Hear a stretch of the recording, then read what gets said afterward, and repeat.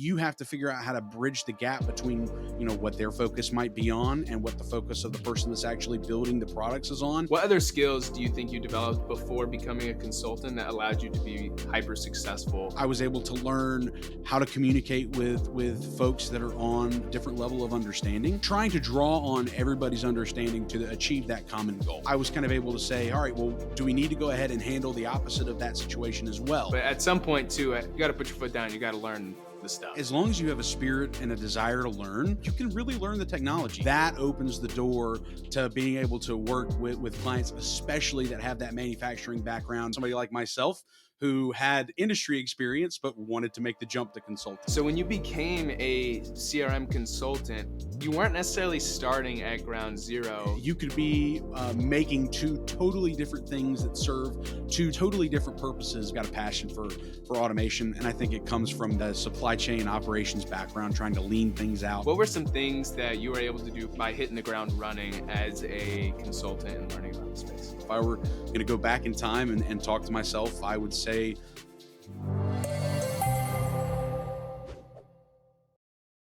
hey, welcome to the channel. My name is Griffin, the host of the Citizen Developer channel, and today I have with me a great friend and colleague, Mitchell Roberts. Now, Mitchell is a consultant at Hitachi Solutions, which is a Microsoft partner that specializes in delivering global IT solutions, largely related to Microsoft Dynamics and the Power Platform space. And Mitchell has a unique perspective on consulting because he worked in the manufacturing industry as a supply chain and production manager, amongst other things, before making the switch into consulting and low-code development with the Power Platform.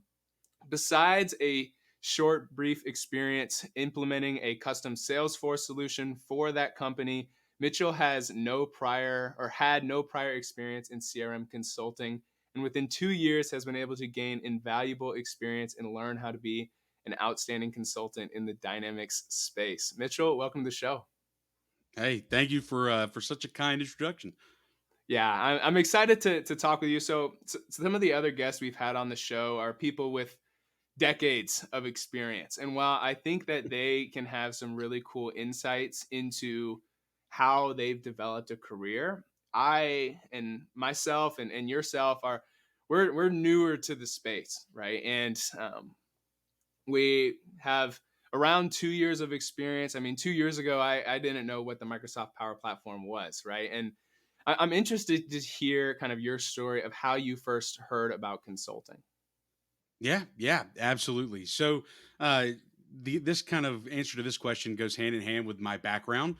So, kind of start there to get there. But when I was in college, I studied supply chain and global kind of operations, and a lot of folks that were in that field were exploring opportunities in consulting right out of school.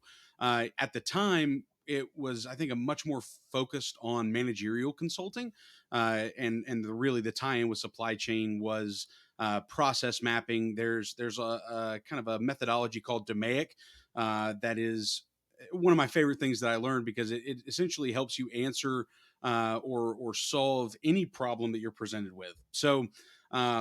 All that being said, I knew about consulting. I think the primary kind of insight that I had was towards the managerial consulting kind of field advisory consulting, kind of like what we have here at Hitachi.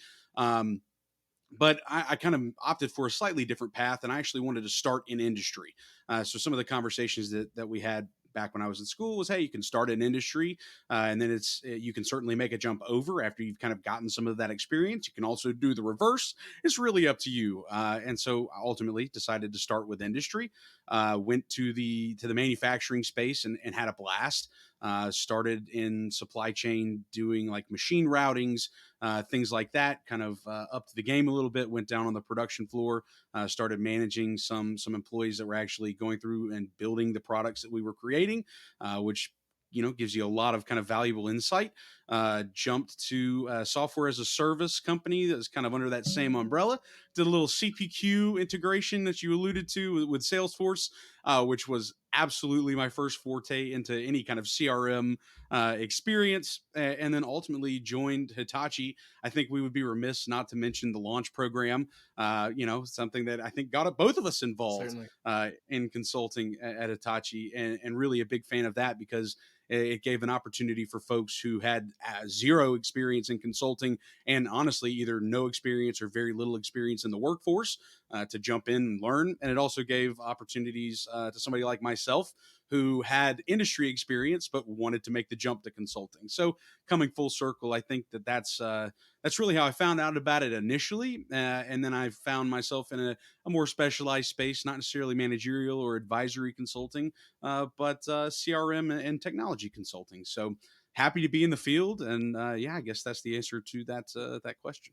Yeah, I wonder, was there a certain like event that broke the camel's back, so to speak, or was it just, you had always kind of known about managerial consulting, as you said, and different things, and always just thought it would be interesting, and um, the you heard about the launch program and it came around, and one thing led to another, or was it more of just like, yeah, this event happened, and if that's the case, if you'd be willing to share as much as you can, that'd be awesome. Yeah, absolutely. I think it was always kind of a thought in the back of the brain. I'd like to eventually make my way into the consulting field. I think the launch program was a big part of that. It was really formulated in such a way that when you looked at it from an outsider's perspective, it seemed like a great way to make the jump. And honestly, just some kind of like general life advances, things that were going on at the time, it all kind of lined up and made sense to make the move then. But it was always a thought in the back of the mind, and when an opportunity like what we got presented with launch came along, it made the sense to take the plunge.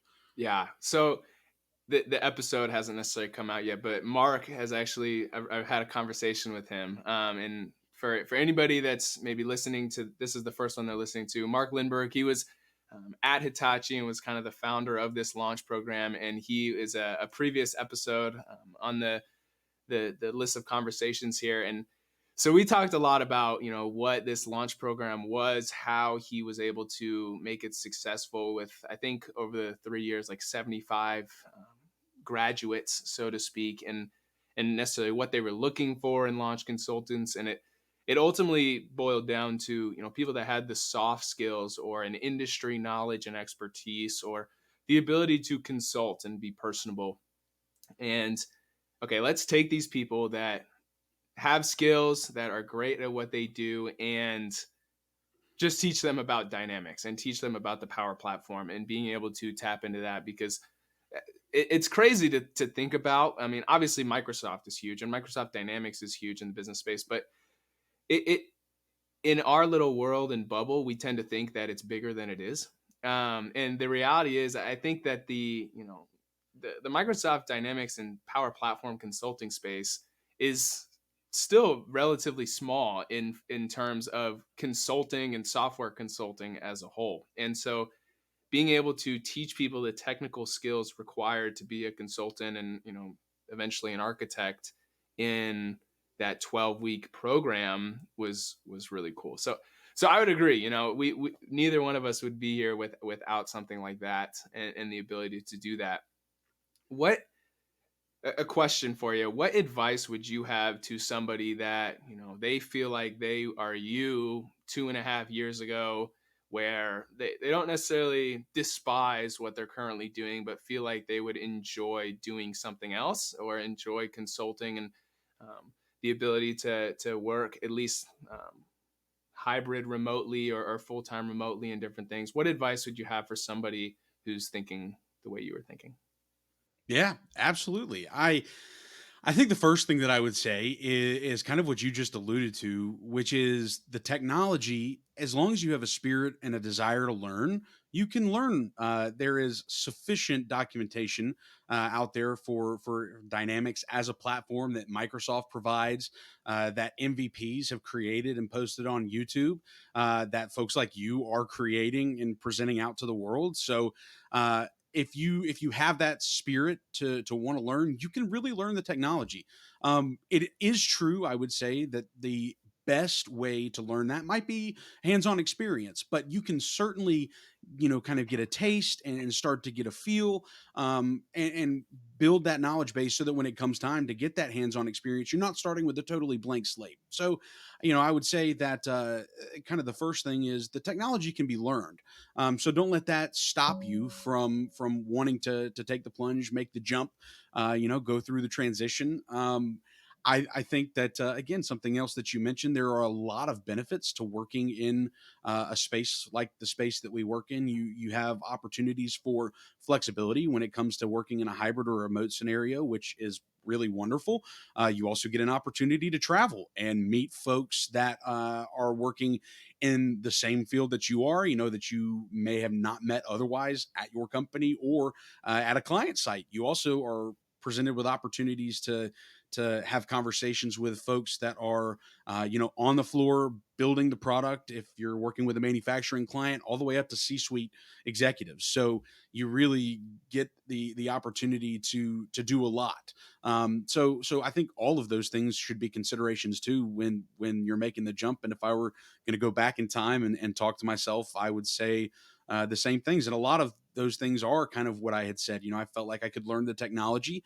That was what was communicated to me kind of through the interview process and those discussions, which was really reassuring. And then just the excitement about some of the flexibility and the learning opportunities that come along with doing something in consulting. You really, I guess the last thing I would say is it gives you an opportunity to get a broader scope when you're working a standard job that may not be consulting. You're oftentimes really focused on a pretty specific task or set of tasks. But when you're opening the door and going into something like consulting, from project to project or from client to client, you may get exposure to totally different ends of the spectrum. And for somebody that's kind of aligned to that kind of thinking, I think is great. So I would just encourage anybody that's on the fence to make the jump. You can certainly do it. I want to encourage people as well where say I've been working in the manufacturing space for 5, 10 years and I have zero technical sort of experience, no coding experience, nothing like that. This idea of jumping into IT solution development and consulting can be intimidating, but I want to encourage that person, and I'm interested to hear your insights. I mean, you had several years of experience in the manufacturing industry. And so when you became a CRM consultant, you weren't necessarily starting at ground zero. You maybe were in regards to the technical expertise, but you had some expertise regarding the manufacturing industry. And now you're able to leverage those skills and maybe terminology or even just kind of the culture of working at a manufacturing company. What's it like now being able to harness those skills that are outside of the technical components on a project with a manufacturing company? Yeah, absolutely. I think the answer to that kind of starts with talking about processes in general. There are different kinds of manufacturing, but at the core of manufacturing, at least, you've got processes. So figuring out how to have conversations with subject matter experts on the client side about their processes. You could be making two totally different things that serve two totally different purposes, but if you understand how a process works from start to finish, or even how to have a conversation about a process, that opens the door to being able to work with clients, especially that have that manufacturing background. It gives you that common ground, and it really allows you to take that consultative approach. Even if you're still learning about what's available inside of Dynamics and those offerings, whether it's sales or customer service, if you can talk processes, then I think that really gives you a strong foot in the door to figure out how you can apply what you're learning exists on the dynamic side to meet the needs of the client. So, I think that I will kind of continually go back to that kind of concept of figuring out how to have a conversation about a process, and then how to lean out a process as well. I think that oftentimes in the CRM consulting industry, we have lots of conversations. I don't know if you feel the same way about the difference between like a lift and shift, and taking that consultative approach and really trying to define and design a better answer to the problems that the client may be experiencing. And so, you still have to have that foundational understanding of their process to do a lift and shift, to check all the boxes and get everything there. But if you understand, how to kind of work on leaning some of that out, asking those questions, is this really necessary to your process? How much time do you think you're spending on this component versus the value that you get out of it? Kind of it gives you the ability to start asking some of those questions that you yourself asked, well, while you may have been in the industry. So I think the answer kind of goes back to being able to speak about processes. I think really gives you a leg up. Yeah, and I find that a lot of people in the space have, worked in maybe a certain industry or with a certain capability, and that's kind of like their niche within Microsoft Dynamics or the Power Platform. They work with financial service companies, or they work with D365 sales implementations, and they just know that really well. And I find at this point in time in my career, I don't necessarily have a ton of expertise in a certain industry. And I mean, I've definitely been involved more of sales implementations, but I think it's interesting how, if I were to get put on a project tomorrow with I don't know, a certain company that's in an industry that I haven't worked in before, then I'm going to have to not only spend time learning about that company, but also just learning about the industry as a whole, right? Like what are the typical, business processes for the manufacturing industry or this industry or the financial service industry and different things. So I think it's cool that, even though you were outside of IT consulting, you were able to build some of that knowledge base, I guess, as you asked. And that's such a Microsoft Dynamics term. That's hilarious. We built a Yeah. knowledge, we, add the knowledge articles to our knowledge base in our minds. For and but anyways, like you were able to build up that expertise.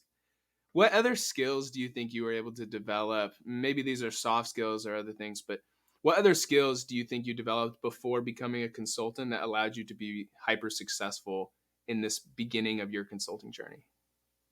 Sure.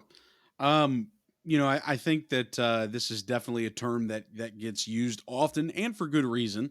But I think soft skills are something that I was able to develop, and that lots of others are able to develop while they're in industry as well. You can get super specific with that, like learning terminology, kind of what you just alluded to, so that you can speak on level terms with clients once you step into the consulting space.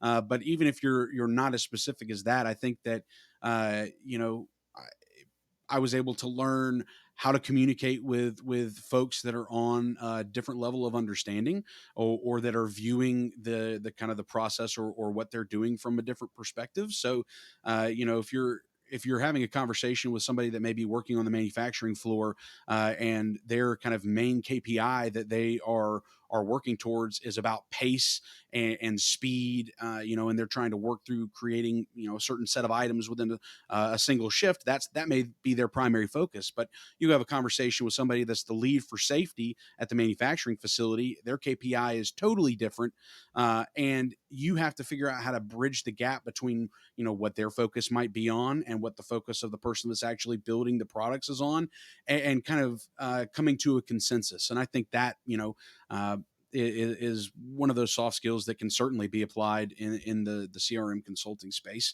So yeah, I mean, I think communication, and trying to draw on everybody's understanding to achieve that common goal. I think again is kind of a where I would start to answer that question. But as kind of the overhead response, I would say it's the soft skills. If you are thinking to yourself that you want to get into low code development or learn about the Power Platform, then I want to personally invite you to sign up for this completely free self-paced course that is going to cover everything you need to know to begin low code development today. Not too long ago, I was a complete beginner and I had no idea what I was doing. I didn't even know what the Power Platform was. The content in this course is handpicked by me so you can understand the basics of the Power Platform and ultimately be prepared to take the PL 900 certification if that's something you're interested in. If you are interested, be sure to follow the first link in the description down below, and do not forget to use the promo code YouTube at checkout in order to get the course for completely free. This is going to give you immediate access to the entire course so that you can start to change your future today. Now, let's get back to the conversation. I don't think the viewers realize that they're in the, they're listening to a celebrity right now. We're talking to the Hitachi Solutions Rockstar Rookie of the Year for year 2022. I'm just poking fun. Maybe I'm just jealous I didn't get it. All right, I don't know. Who knows? Maybe I'm totally kidding. I'm totally kidding. But I understand you're a humble guy. What were some things practically that you were able to do? We understand you had some developed soft skills. We understand you had some manufacturing industry expertise, but what were some things that you were able to do practically in, your first 6 months, first 10 months that really helped you, start by hitting the ground running as a consultant and learning about the space? Yeah, yeah, absolutely. I think first and foremost, thanks for that. I appreciate the kind of the gold star there. I think that the first thing that I would say is that I was on very luckily I got placed on a really strong team for the first kind of implementation that I was working on. And when you're surrounded by really good people, it makes it much easier to succeed. And so I would be remiss without mentioning that. I think we had a really strong team all the way from the top to the bottom, so that really helped. I think something else that I did that may have kind of set me apart is we were very early on in the implementation, and so we were asking some questions about internal initiatives and things that needed to be worked on. And while the timing was kind of split there, I was able to work on some things that benefited Hitachi kind of on the inside while starting up this implementation. So I think that was kind of another factor.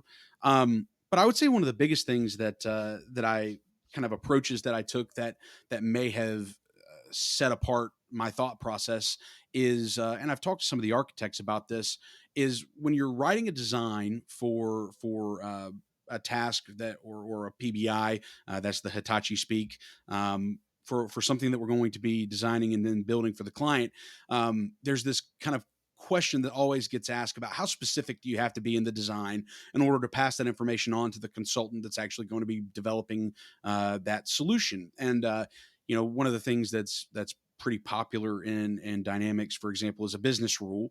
And so sometimes you run into areas where you say, well, if this happens and that happens, then we need the business rule to show A, B, and C.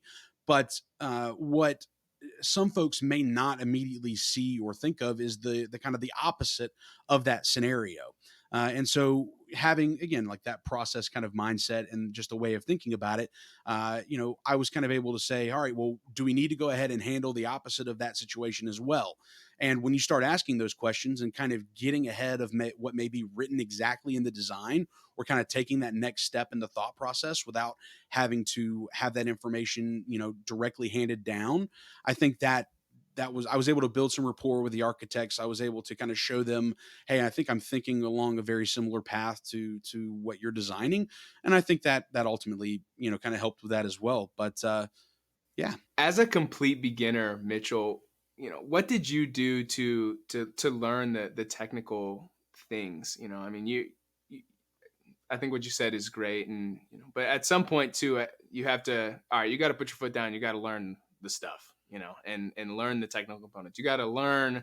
Okay, what are the options available for a business rule out of the box? And how do I build a flow, and how do I write an if expression in a flow, right, and whatnot, right? But so, what did you do, especially as a true beginner? What did you do to help yourself learn, and how would you recommend, or where would you recommend other people start? sure. I think a big portion of that was what was available to us through the launch program. We had folks that wrote us kind of an example. I wouldn't necessarily say a full example project, but a portion of a project or an implementation. We got some designs and tasks where we were able to go through and build those out, really get into the system, turn some things on and off, see what the output of that work was. I think that was a big help. I think referring back to again, the Microsoft knowledge base, like we talked about earlier. A lot of this stuff has been documented. But the other thing that I think is awesome, especially as you're learning and really getting started, is if you have a question when you're working on a build for implementing a particular piece of the puzzle, go Google the question. Usually I start with the word dynamics followed by some version of what I'm curious about, and 9.9 times out of 10 there will be some result out there, whether it's on the Microsoft discussion boards, or again, like an MVP, or somebody that's just very familiar with the dynamic space has posted online. And so using those resources that are available, I think, is a big help. Also, as we continue to go full steam ahead on AI, I think a lot of folks and a lot of companies are implementing AI solutions where those really are just repositories of information as well. So going and posing those questions to Chat GPT or whatever version you may have available to you is also a great way to do it.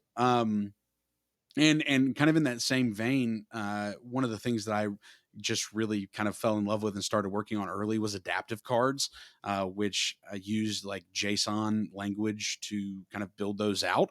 And I had very little to zero experience with JSON.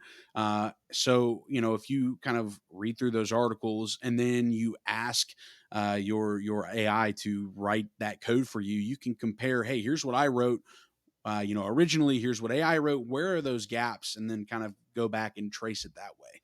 So, Yeah, I gotta hand it to Microsoft. The resources out there to learn are pretty extensive. Now, sometimes there could be minor things up to date, but I also feel like if something's being deprecated or turned off, there tends to be some sort of like ribbon warning, at the yes. top. So I gotta hand it to them. There's a lot of good documentation out there, as well as if you're studying for a certification, right? You have those modules at the bottom of the page, and I would not say those are sufficient for an entire certification, like all the content you need to know, but it's a really good kind of like self-paced, not hand holding, but walk you through, okay, we need to learn about this topic and then this topic and different things.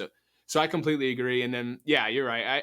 I remember I don't remember if it was in my interviews or like the first week we were there at launch, but I remember, someone said consultants are just great Googlers, is what they said.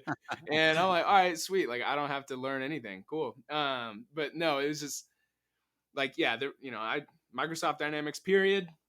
Write my question. And at the end of the day, there's likely at least going to be a blog post or a video out there about it, or um, and different things. So, and I mean, it's so funny. We, get all sorts of different ideas from different blog posts, or like, hey, this actually might be possible because of what this person said or did here in this blog post, or different things. So I completely agree. I'm right there with you. Can you recall a time where you had like an aha moment where you just were not understanding something? Like it just, I don't know, it just was so foreign. And maybe this was the very beginning, or maybe this was last week, but something that you just couldn't understand, and then all of a sudden you heard it in a certain way, or something where it was just like light bulb moment, aha, this is how it works. Yeah, I have to think about that one a little bit. That's a tough one. There have certainly been kind of smaller versions of that along the way. Um, yeah, let me I, think about that one I for would, just a minute. yeah, I would say I have one probably with every expression I write in Power Automate. Okay. um, I mean, yeah, it just, that's fair. That is it's fair. like I mean, we work fully remote, so I tend to, I mean, I don't like silence, so I at least always have like some lo-fi music or something going. But sometimes I'll add a little more style, and be listening to some music or whatever. And the moment I see all those green check marks in a flow with the expressions, like I'm like fist pumping, like I just scored a Oh goal yeah. or something. I'm like Oh yeah. dancing around my room, like let's go, like having those aha moments with like finally getting the syntax right on an expression, or it finally working correctly. But You know what? That reminds me. Do have perfect. one. It is related to Power Automate syntax. So we were working through this implementation that I'm on now, and we have a polymorphic lookup field on this particular record, where we're referencing. I mean, it's a large number of potential related records, and so as we're going down through this Power Automate, the kind of first edition of this build, we had a switch that was checking the type of the related record, and then fetching some information, and then setting that related record back in that kind of the original record that we were on. And it worked, but it was kind of a larger, first edition of what we were working on. And so finally we realized that we could use an if expression to make that work. So we went through, kind of swapped all that the clunky stuff out for an if expression inside of each one of those, related record slots in the action, and couldn't get it to work. Couldn't get it to work. You get so frustrated. You're Mhm. like, I just don't understand. I've done my Googling. I've checked the knowledge base. You're just like, I can see it. I know I'm close. Only to find out later that you couldn't just have it blank. It had to be null at the end. So I mean, literally those four letters, NULL together, null made all the difference. But once that got discovered, I was able to go back through and add that back, and like you just said, you got all the green check marks through each of the actions, fist pumping, like Yeah. it's just an excellent time when that happens. Yeah. I will never forget. So I was trying to use the condition action. So I wasn't writing an expression. I was using like the if action where you put in the first component, and then you can choose from the drop down is equals to, is greater than, all those, and then the second component. And then it has, the two different boxes for yes and no. I needed to run a check on if a field is null, do this. And I don't want to admit that it took me 2 hours to figure out why it wasn't working. But effectively, what I was doing, I had the field, schema in there. It's good. Dynamic content is equal to. But for the no, I put NULL parenthesis, close parenthesis, is what the syntax was. And because in my mind, no, it's an expression. All the expressions, have parentheses on them. I was losing my mind about why this Oh yeah. why this Oh yeah. wouldn't work. But it's just because it's just the four letters, like you said. So It's always the little things too. Like, this is a little embarrassing to admit, but I can never remember when you're filtering a trigger of a Power Automate on a Boolean field, whether or not it's the syntax is equal or EQ 1 or 0 for true or false, or if it's actually written out true or false. I just, for whatever reason, I struggle to commit that one to memory. That came up on one of our calls this morning, actually. It's just a reminder to everybody that it is written out true or false, no capitals either. yeah. That will cause it. It's always the little things uh, that that are keeping things from flowing the way they need to. But you're so right. Once you get it all worked out, you get all those green check marks all the way down. It's a pretty awesome feeling. Yeah, I found a little tool in the XRM toolbox actually that I pretty much religiously use. I had a friend, he is a computer science guy, whatever. And it's like, oh, we're talking about what we do for work. And I was like, I really don't know any code. I said, I know a little fetch XML, like problems, like error handling and stuff like that. He goes, did you just say fetch XML? And he started like laughing at me. He's like, bro, like that's not code. That's basically what he was saying. Um, but anyway, so I need the Fetch XML builder tool in XRM Toolbox for any of my list rows, filtering, anything. I'm using that. But in there, in that tool, and you may be aware of this or not, there's a way you can translate the filtering into Power Automate friendly Oh like yeah, language yeah. for your triggers. So for example, you in the fetch XML builder, you can say, okay, on my lead table, I need these three attributes, you know, you select them and then you can click the little convert to Power Automate and it'll show you like the schemas with the commas and the correct syntax, as well as the like the O data expression filtering required for, kind of what you outlined in the fetch XML. So I find I use that and it's really not very easily seen in there. But I don't know if anyone's listening and is like, oh my goodness, this just changed how I build flows. Yes. I often forget that it exists, but it is there and it is incredibly helpful, Yeah. especially if you can't remember what the syntax is for a Boolean field in a Power Automate trigger. Yeah. So, Yeah. yeah. I think my next question was going to be, have you found something you're particularly passionate about Microsoft Dynamics? But I mean, I know the answer to this question is Power Automate, right? And automation and just, Yes. business process automation and different things. How did you discover? Do you think you had a passion for this idea like before getting in consulting, or do you think you discovered it after? And how did you discover that you enjoyed this niche within the niche? Yeah. No, I definitely had a desire for a solution like Power Automate long before I made it all the way to CRM consulting and working in Dynamics. Oftentimes, it's I'm sure what a lot of people experience that kind of gives them that drive or desire is small, repeatable tasks that could very easily be automated. I think that was it. And so,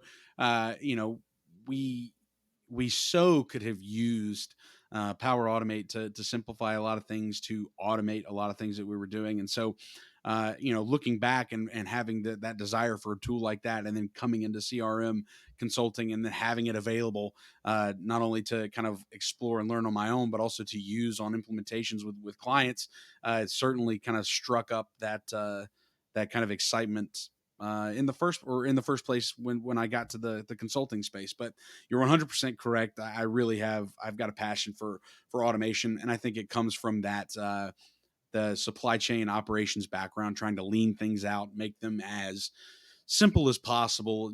Kind of get rid of those small tasks that could be automated. It just comes from wanting to be lean for sure.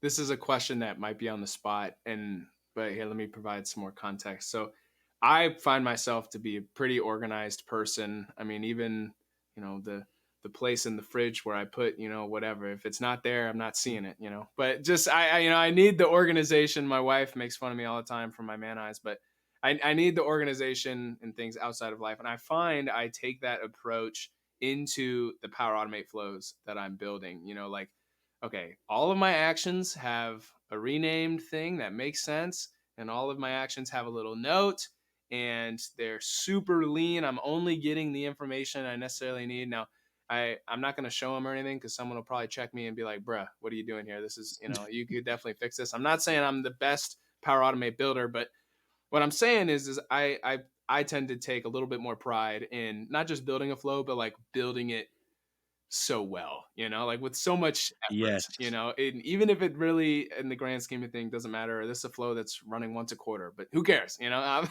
It's going to be, super efficient. My question would be: are there things that you've kind of learned that that make a flow, a Mitchell flow, so to speak, a principle that you try to take and approach into all the flows? And maybe these are technical things, maybe they're not, but I'm interested to hear what you have to say. Yeah, I don't think that there's necessarily any of that special sauce that would make it like a Mitchell flow, but a lot of what you just discussed, I think, really is a difference maker. So, uh, I've had a lot of conversations recently about the difference between using compose actions and variables. I don't know if you're familiar or have had those conversations before. I'm in the process of learning more about what makes one more beneficial over the other, and so I think there's definitely a hot debate in a lot of cases about that. I tend to prefer variables just because that's what I got familiar with first, but I do understand that a lot of times compose actions are going to be better suited. So, it really is.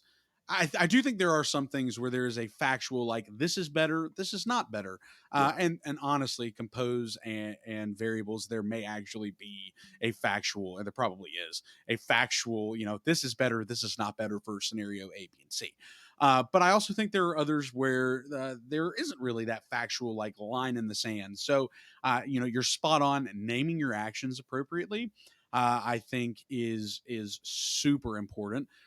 One of the things that I think both of us got kind of explained to us very early on is not using spaces where possible in any kind of naming of any Don't actions, don't add just spaces to because your variable names. Don't do yeah, it. No, no spaces and variable names. I just out of just consistency. I try to avoid spaces because you just never know when it's going to, throw a little spice in there and cause something not to work right. So, I think that's good. I also think using the notes is another really great thing. One of the best pieces of advice I got was if you've got a formula that you're using or an expression, to put that information in the note or even in a comment, so that if anything breaks, something gets removed, you've forgotten, you have access to that expression that's kind of attached to the action. I think that's another good one. And to kind of come full circle with what you would mention, which I think is something else I try to do, is sometimes I think that as consultants we can forget that eventually we're going to be passing off these flows to a client, and hopefully and probably in a lot of cases they do have a dedicated CRM resource that's pretty well versed and understands what they're doing and what they're looking at, but also there is a chance that they may not. And so using well named actions, keeping things like you said very lean, only trying to get what you need, using dynamic content that has been parsed a lot of times, I think helps too. But just making those flows easy for somebody that may not have a lot of experience to interpret is kind of another critical skill, and that's something that I like to do. So yeah, I think that again, no special sauce, nothing, nothing that would create quote unquote a Mitchell flow. But I think you hit the nail on the head with a lot of the stuff that really can make a difference when you're working with Power Automate.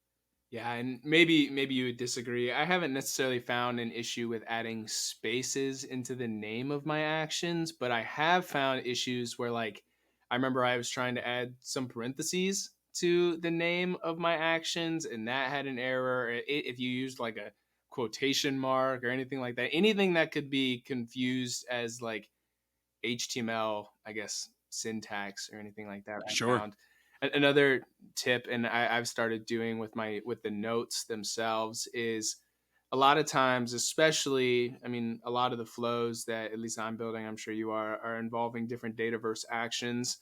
Just working with Microsoft Dynamics, you got to go into Dataverse and get information where a lot of times once you rename the action it's pretty hard to tell what like the original like what type of original action it was Yes. this a list Yes. rows, is this a get row by id, if you're an expert you can look at it and figure out what the stuff is trying to capture and whatever, but like at first glance it can be pretty tricky because once you change the name all the icons are the same. And so I found I like to copy the original name of the action into the That's a note, great idea. and That is so a then that great way idea. as I'm opening it in different things as well, I found um one thing I was going to mention, I think I'm team compose, I know, so we'll have to Okay. duke it out, Okay.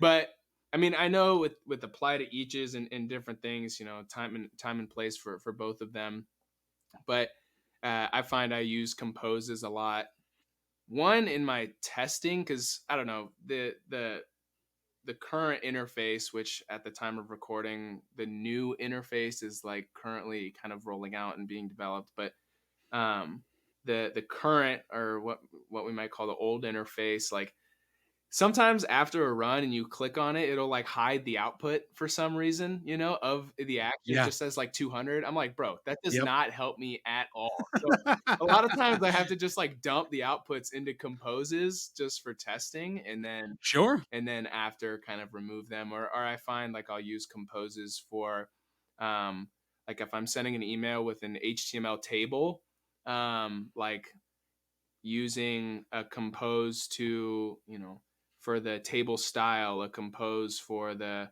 table itself, or a good example is like with emails I'll use a series of composes, like okay I'll call one compose email subject, one compose email body, one compose like hyperlink, one compose whatever, and then so then that way in like my email action I'm just referencing all of the composes, so they work like variables but I just don't have to like initialize Yep. the variable at the beginning of the flow.